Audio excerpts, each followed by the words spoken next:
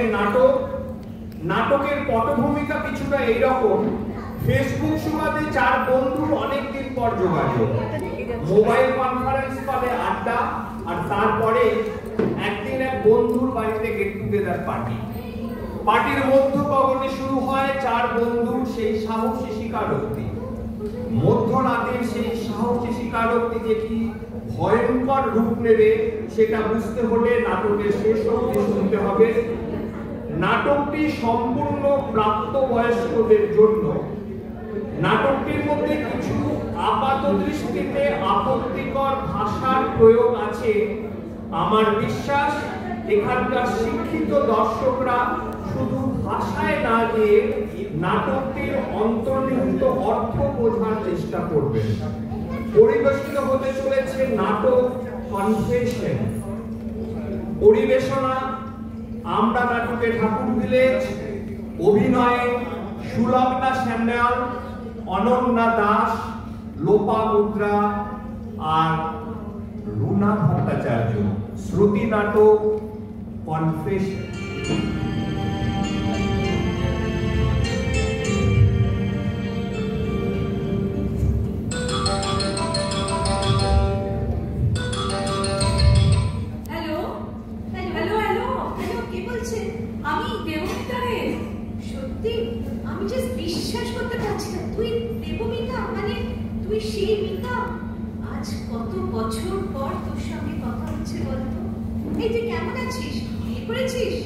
ফেসবুকে তোর friend request পেয়ে আমি অবাক হয়ে গেছিলাম, তাই সঙ্গে সঙ্গে তুই যে একাই কথা বলে যাবি নাকি?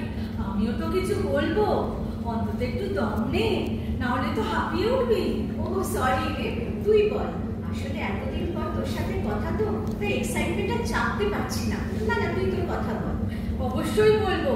আচ্ছা, তোর সাথে বন্যা, ইলোরা এদের যোগাযোগ আছে? বন্যার সাথে তো মাঝে মাঝে কথা হয়, অবশ্য সেটা খুবই কম, ওই 2-3 মাসে একবার।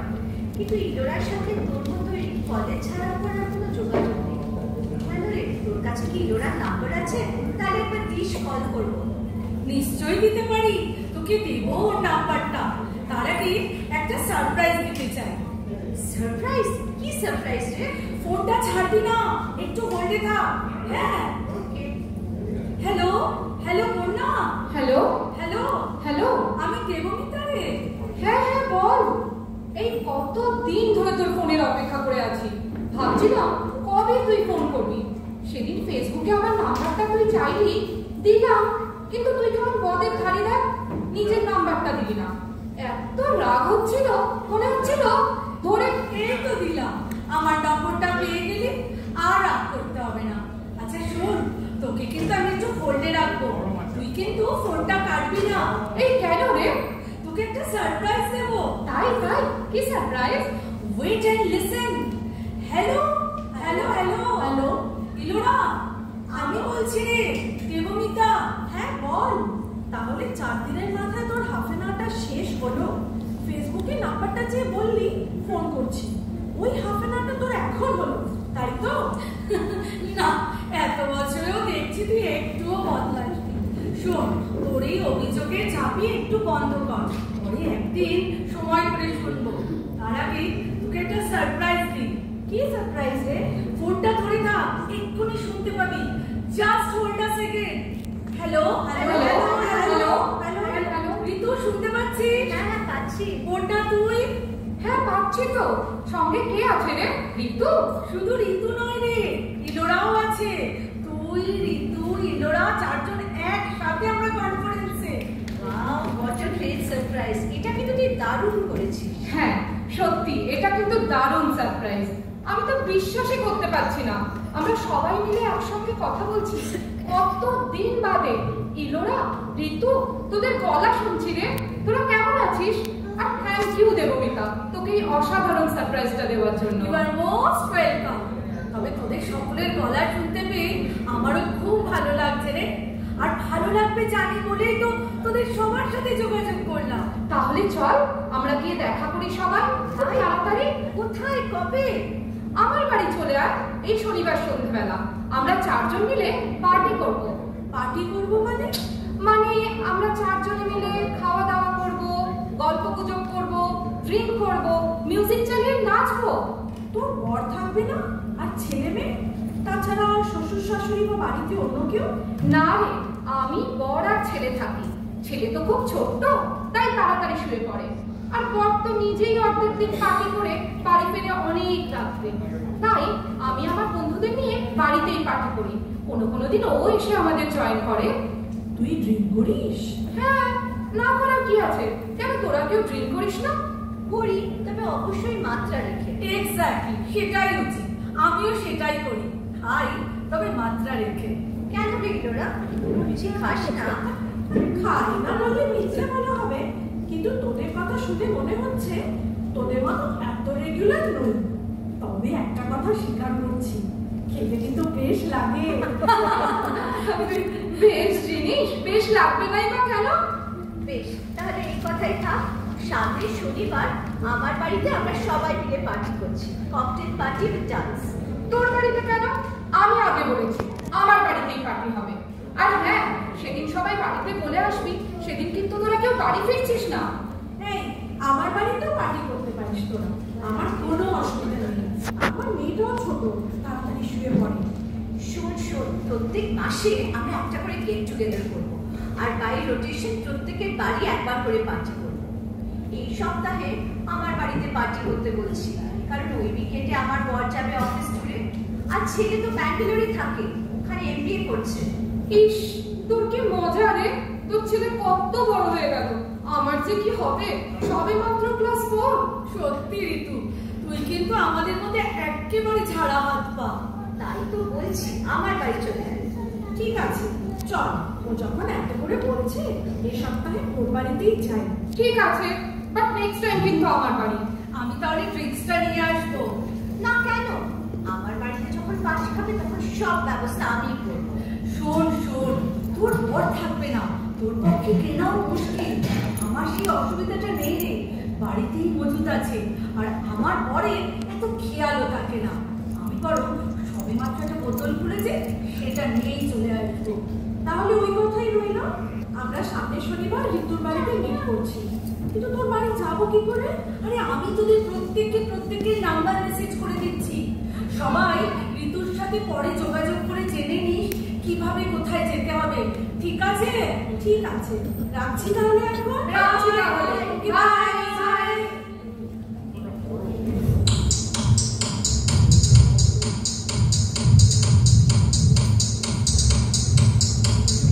এই, তোদের কি একটা করে নাচ শিখবি? চেঞ্জ করে নে। আরে, তুই কি স্ন্যাক্সের ব্যবস্থা করেছিস? সেটা আগে নিয়ে আয়। আর মিতা, তোর যেটা আনার কথা ছিল তুই এনেছিস? হ্যাঁ, এনেছি তো, প্রায় পুরো বোতলটাই এনেছি রে। Wow, Shibashri girl, thank you Mita. তোর বর বেশ মালদার মনে হচ্ছে। কি রে? এই, আমি সবার জন্য আইসক্রিম এনেছি, ওটা একটু ফ্রিজে রেখে দে না, তাহলে একদম গলে যাবে। উফ, তোরা আবার এসব আনতে গেলি কেন? আমি তো সব ব্যবস্থা করেছি। তাহলে আর দেরি কেন? Let's celebrate our reunion. Debmita, ক্লাসে ঢাল। আজ আমরা সারা রাত খুব এনজয় করব। হ্যাঁ, নে ঋতু, ইলোরা, নে, ধর, নে। চিয়ার্স। ঋতু, মিউজিকটা চালা, উইল ডান্স নাও।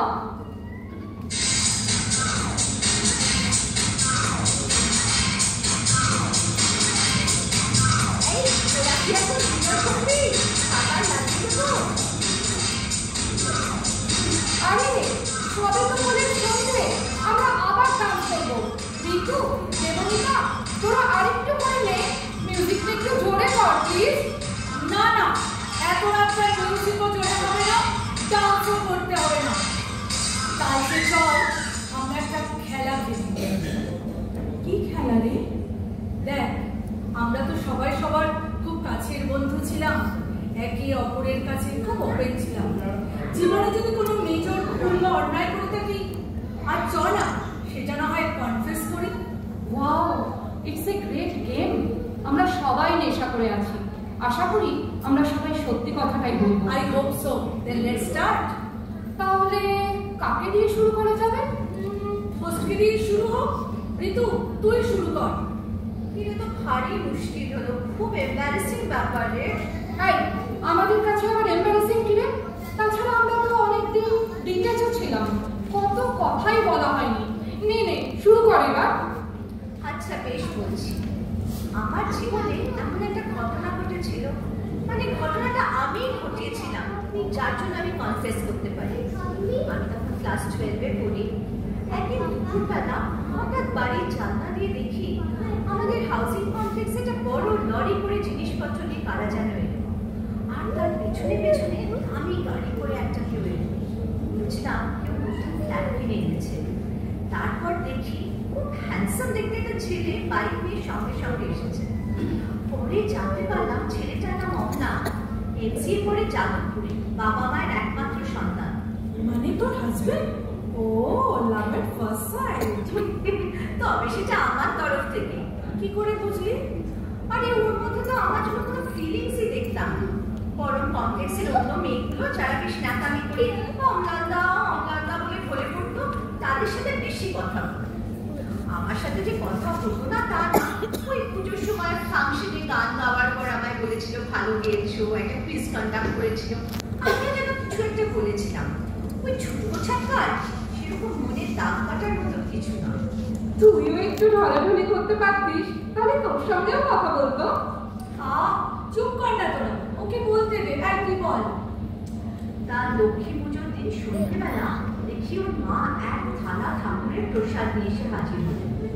সেই যে বসলেন সারা 1.5 ঘন্টা মার সাথে আর কথায় কথায় জানালো ওনার ছেলে নাকি বিয়ে ঠিক করা আছে সেই ছোট্টবেলা থেকে ওর বাবার বন্ধুর মেয়ের সাথে। আমার মাথা থেকে পা অব্দি চলে গেল। এই কথা বলার জন্য কথা বলে 1.5 ঘন্টা ধরে বসে আছেন। ঘাট ধাক্কা দিয়ে বাড়ি থেকে বার করে। শাশুড়িকে ঘাট ধাক্কা দিয়ে বার করে দিবি কি? তুই থাম তো। তখন আমার মাথায় আগুন জ্বলছিল। আচ্ছা তুমি তো তখন আমার শাশুড়ি হননি। যাকে ভাবলাম যে করে হোক অমলানের জীবন থেকে মেয়েটাকে হাঁটাতে হবে। এই শোন, তোর সাথে না কাকিমার খুব মিল আছে। দুজনেই প্রচন্ড বকতে পারিস। এতক্ষণ ধরে বকে চলেছিস, কনফেশনের ধারে কাছে পৌঁছতে পেরেছিস তো বলে মনে হচ্ছে না। এবার একটু প্রিসাইজ কর প্লিজ। হ্যাঁ, এক্স্যাক্টলি। তুই এবার মেন পয়েন্টে আয়। তোর বলা শেষ হলে তো আমরা তিনজন বলবো। আমরাও যদি তোর মতো বলতে থাকি তাহলে আজ আর শেষ হবে না। আচ্ছা ঠিক আছে বাবা, বলছি। তা যা বলছিলাম, দেখলাম অমলান আমাদের কমপ্লেক্সের অনেকগুলো ছেলে মেয়েদের কম্পিউটার শেখাচ্ছে। বাহ, এটা তো একটা ভালো সুযোগ। বাবাকে বললাম আমি কম্পিউটার শিখবো অমলানদার কাছে, আর সেই ব্যবস্থাই হল। বাড়িতে এসে অমলান কম্পিউটার শেখাতে লাগলো। একদিন দুপুরে বাড়িতে বাবা মা কেউ ছিল না। ভাবতে না সে কথা আগেই জানতাম, তাই সেই সময়টাতেই অমলানকে আসতে বলেছিলাম। বাবা, তুই তো বেশ পাকা খেলুড়ে। একেবারে চুপার বুঝতাম। এই তোরা চুপ কর না, ওকে বলতে দে। এই তুই বল তো। বুঝলি, সেদিনের একান্ত দুপুরের সুযোগটা আমি হাতছাড়া হতে দিইনি। আসলটা কি? এটাই কি তোর কনফিউশন? হ্যাঁ, কিছুটা, বাট নট এক্স্যাক্টলি। তাহলে আসলটা কি? ক্রমশ আমি হয়ে উঠলাম অমলানের কাছে নেশার মতো। নিজেই ছুটে ছুটে আসতো আমার কাছে। এবার আমি শর্ত দিতে লাগলাম, পেতে পারো আমাকে, কিন্তু ছেড়ে দিতে হবে তোমার বাগদত্তাকে। ও কিছুতেই রাজি হয় না, অনেক করে বলতেও না। বলে এটা শুধু ওর ব্যাপার নয়, এটা ওদের প্রেস্টিজের ব্যাপার। বুঝলাম এভাবে হবে না। একদিন জেদ ধরে বসলাম, আজই সবাইকে জানিয়ে দেবো আমাদের সম্পর্কের ব্যাপারে। অমলান কি করলো তখন? জানিস, ও কিন্তু ভীষণ ভয় পেয়ে গিয়েছিল সেদিন। রাজি হয়ে গেল বাগদত্তাকে ছাড়তে। ব্যাস, অমলানকে পেয়ে গেলাম। 2 বছর চুটিয়ে প্রেম করলাম, পাটপানের পর বিয়ে করে ফেললাম। এই তাহলে তোর কনফিউশন? হ্যাঁ, কিছুটা নিশ্চয়ই। বাকিটা কি? বাকিটা সেই মেয়েটার কাছে রে, যে জানলো না তার কি দোষ, অথচ সে সাজা পেয়ে গেল। অমলানের কাছে পরে শুনেছিলাম মেয়েটা নাকি হাতে শিরা কেটে সুইসাইড করতে গেছিল। নার্সিং হোমে ভর্তি করতে হয়, তবে পরে প্রাণে বেঁচে গেছে। উফ, তোর মহাভারত কি শেষ হলো এবার, নাকি এখনো বাকি আছে? আরো কিছু বলবি? না এবার শেষ হয়েছে। Thank you. এলোরা, এবার তুই বল, তবে যা বলবি একটু প্রিসাইজ করে বলিস প্লিজ। আমি কেন দেবমে কেন বলুক না? আরে আমরা সবাই বলবো, তুই বল না। আচ্ছা বেশ, তবে আমার এপিসোডটা খুবই ছোট। আমি তখন পিএইচডি করছিলাম রনিন স্যারের আন্ডারে, অনেকেই আরো করছিল। আর আমি সবাই মাত্র ডেটা কালেক্ট করতে শুরু করেছিলাম। সেই সময় স্যারের হার্ট অ্যাটাক হয়, ডাক্তার একদম বেড রেস্ট হয়ে যায়। আমি সপ্তাহে 2-3 দিন যেতাম স্যারকে দেখতে, আর আস্তে আস্তে পরিবারের খুব কাছের জন্য হয়ে গেল। স্যারের কাছের জন্য হয়ে গেছিলে? বাবা, মানে আবার সেই লটঘটের গল্প? না না, স্যারের সাথে আমার কিচ্ছু হয়নি। তবে স্যার আমাকে খুব ভালোবাসতেন আর বিশ্বাসও করতেন। একদিন বিশ্বাস করে পড়ার ঘরের আলমারির চাবিটা আমাকে দিয়ে একটা বই বের করে আনতে বললেন, আমার কাজের জন্য। বইটা বার করতে গিয়ে দেখি হাতে লেখা একটি থিসিস পেপারের ম্যানুস্ক্রিপ্ট। টাইটেলটা দেখেই বুঝলাম আমার টপিকের সঙ্গে মিল আছে।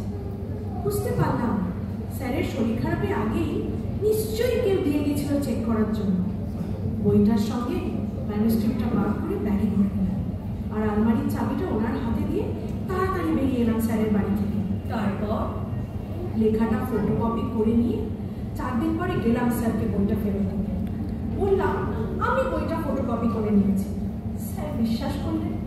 স্যারের থেকে চাবি নিয়ে বই আর ম্যানুস্ক্রিপ্টটা যথাস্থানে রেখে দিয়ে এলাম। তারপর রেজিস্ট্রেশনের টাইটেলটা মডিফাই করিয়ে নীলাদ্রি স্যারকে গিয়ে বললাম, রনিন স্যার অসুস্থ, তাই আমি গাইড চেঞ্জ করতে চাই, আমার কাজ প্রায় শেষ হয়ে গেছে। নীলাদ্রি স্যার রাজি হয়ে গেলেন, আর আমিও গাইড চেঞ্জ করে থিসিসটা জমা দিয়ে দিলাম। আর রনিন স্যার, তিনি কিছু বললেন না? ওনাকে কিছু জানালামই না।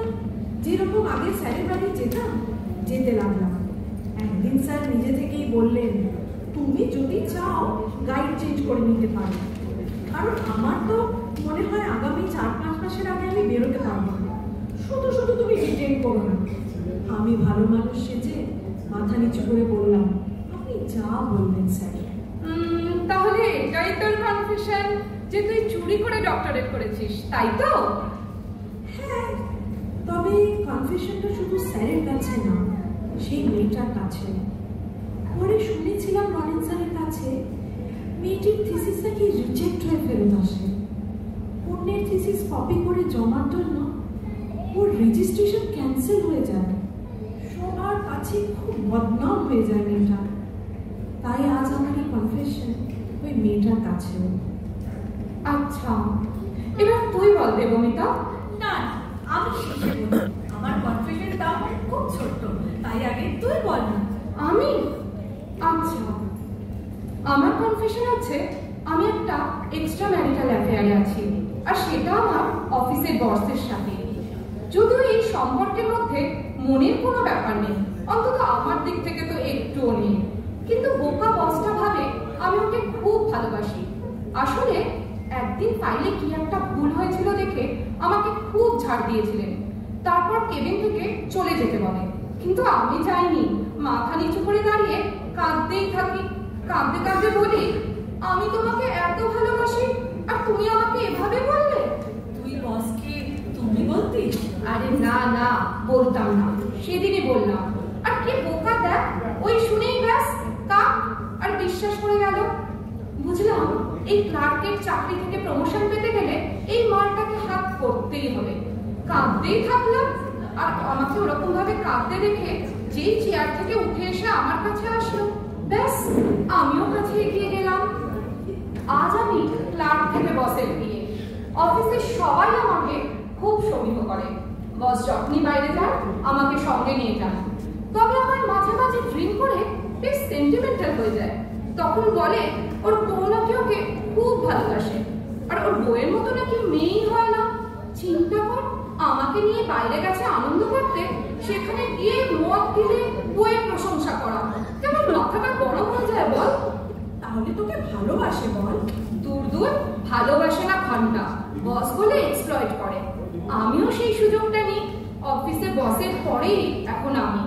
তাছাড়া কে চায় ওর ভালোবাসা? তবে তবে খারাপ লাগে ওর বউয়ের কথা ভেবে। মেয়েটা জানতেই পারলো না ওর বর দিনের পর দিন আমার সাথে ফুর্তি করে চলেছে। আমার বাড়ির বাড়ির সোফাতে কত সন্ধে কাটিয়ে গেছে, তাই আমার কনফেশনটা কিছুটা ওর বইয়ের কাছে। ব্যাস এইটুকুই। এবার তুই বল পিতা। আমার কনফেশনটা এক লাইনে, তাই সেটা বলার আগে একটা ছোট্ট ইন্ট্রোডাকশন দিই। আমি ভেবেছিলাম পূর্ণা আমায় জিজ্ঞাসা করবে আমি ওকে ফেসবুকে পেলাম কি করে। তা আবার জিজ্ঞাসা করার কি আছে? নিশ্চয়ই সার্চ করে। অবশ্যই সার্চ করে, কিন্তু হঠাৎ প্রথমে তোর নামটাই সার্চ করেছিলাম কেন সেটা তোর মনে হয়নি? না, সেটা অবশ্য মনে হয়নি। কেন বলতো?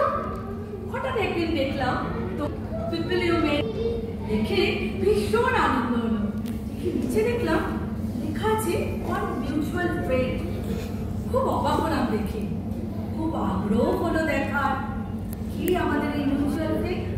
কি দেখলাম জানিস? কি কি দেখলি? দেখলাম তিনি আর কেউ নন, তোর অফিসের বস, শাগনিক রায়। শাগনিক? মানে শাগনিক রায় আমার বস, তোর হাজবেন্ড? Yes, unfortunately yes. একটা সন্দেহ হয় মনে মনে। নজর রাখতে থাকি শাগনিকের ওপর। দেরি করে বাড়ি আসা, ফোন করে ফিসফিসানি, সামনে গেলে চুপ করে যাওয়া, উঠে চলে যাওয়া, কিছু জিজ্ঞাসা করলে রাগ দেখানো। দেখে সন্দেহটা আরো গাঢ় হয়। তাই আমি একটা প্রাইভেট ইনভেস্টিগেটর লাগাই। তুই যে এতক্ষণ বলছিলিস না ট্যুরের কথা, বাড়ির সোফাটার কথা, এগুলো সব আমি জানতাম। জানিস তুই তুই সব জানতিস মিতা? হ্যাঁ, সব জানতাম। তুই এতদিন কিছু বলিসনি, কোনো প্রতিবাদ করিসনি? প্রতিবাদ? না, আমি তো কোনোদিনই কিছু বলিনি রে। কলেজে মাত্র কয়েকজনের মধ্যে তুই একজন ছিলিস যে জিজ্ঞাসা করেছিলিস আমার হাতের কাটা দাগটা কিসের। তোর মনে আছে? হ্যাঁ, তুই বলেছিলি ছোটবেলায় বটিতে পড়ে গেছিলি। না, বটিতে পড়ে যায়নি, হাতের শিরা কেটে ফেলেছিলাম। সেদিন অম্লান বলেছিল আমার সাথে আর কোনো সম্পর্ক নেই, আমি যেন ভবিষ্যতে ওকে আর কখনো ডিস্টার্ব না করি। ওর পক্ষে আমাকে আর বিয়ে করা সম্ভব নয়।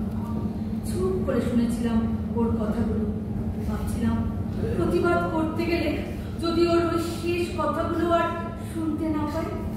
তাই সেদিনও কোনো প্রতিবাদ করিনি, শুধু নিঃশব্দে শেষ করে দিতে চেয়েছিলাম নিজেকে। অম্লান? মানে আমার অম্লান? হ্যাঁ রে, তোর অম্লান, যে একদিন আমার অম্লান ছিল, আজ অবশ্যই তোর অম্লান। বিশ্বাস কর মিতা, বিশ্বাস কর, আমি জানতাম না তুই মানে আমি কিন্তু জানতাম। তোর সাথে ও যখন দেখা করতে আসতো কলেজে, তখন ওকে আমি দূর থেকে দেখতাম। সম্ভবত অম্লান একদিন আমাকে দেখেছিল, তাই তো তোর এনগেজমেন্ট পার্টিতে বা বিয়েতে আমি যাইনি। তারপর তুই আর বন্যা কলেজ ছেড়ে দিলি, আমি আর ইলোরা গেলাম ইউনিভার্সিটিতে। বেশ ছিলাম জানিস, সব ভুলে পড়াশোনা নিয়ে ভেবেছিলাম খুব ভালো একটা একাডেমিক কেরিয়ার তৈরি করব। সেই মতো এগোচ্ছিলাম। এমফিল করার পর পিএইচডি করেছিলাম রনেন স্যারের আন্ডারে। থিসিস প্রায় শেষও হয়ে গেছিল, তাই স্যারকে জমা দিয়ে এসেছিলাম চেক করার জন্য। হঠাৎ স্যারের হার্ট অ্যাটাক হয়ে গেল। তুইও তো রনেন স্যারের কাছে পিএইচডি করতিস, আর ইলোরাও তো। জানি, স্যার সুস্থ হওয়ার পর পেপারটা যখন জমা দিলাম সেটা রিজেক্ট হলো। রিপোর্টে জানানো হলো পেপারটা নাকি অন্য পেপারের নকল। পুরো ইউনিভার্সিটিতে আমার বদনাম রটে গেল, আমি নাকি চুরি করে থিসিস জমা দিয়েছি। আমার রেজিস্ট্রেশনটা ক্যান্সেল হয়ে গেল। জানিস, রনেন স্যার না খুব দুঃখ পেয়েছিলেন পুরো ঘটনাটাতে, কারণ একমাত্র উনিই তো জানতেন পেপারটা আমার করা। কিছুদিন পর একদিন আমাকে ডেকে জানালেন থিসিসটা যার নামে জমা পড়েছিল তার নাম।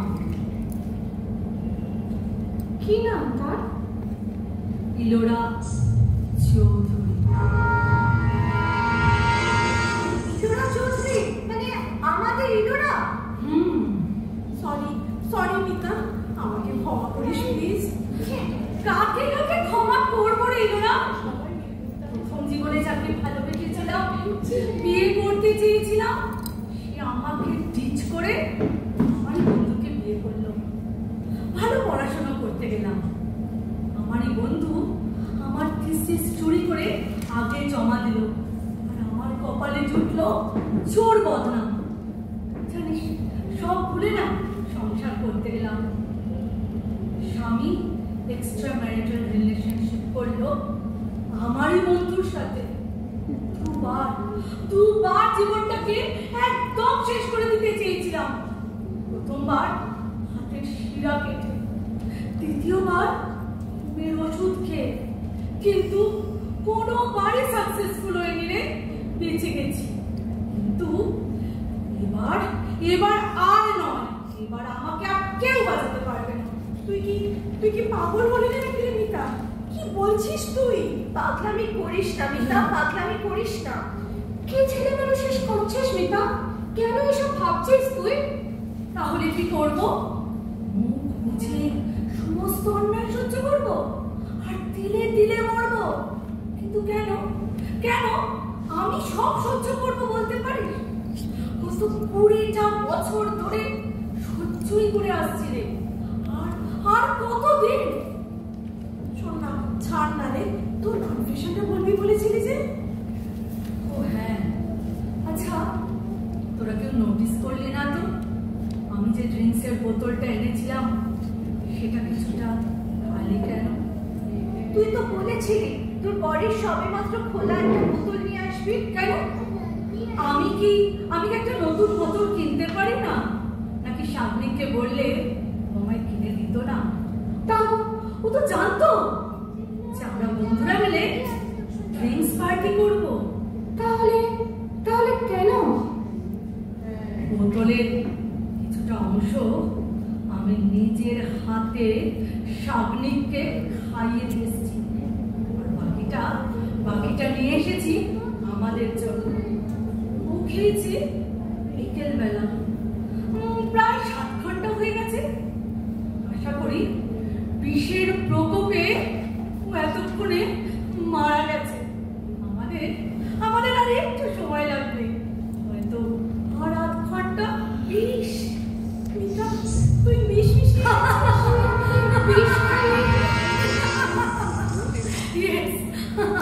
Yes, my friend.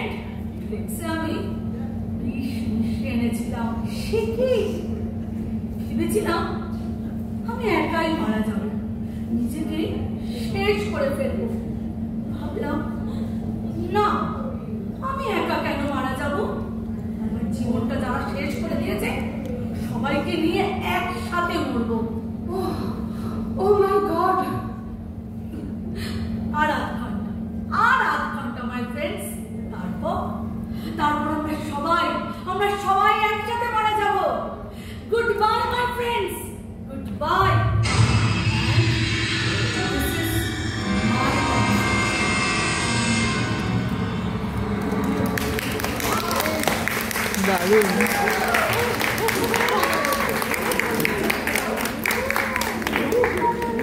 দারুণ হয়েছে।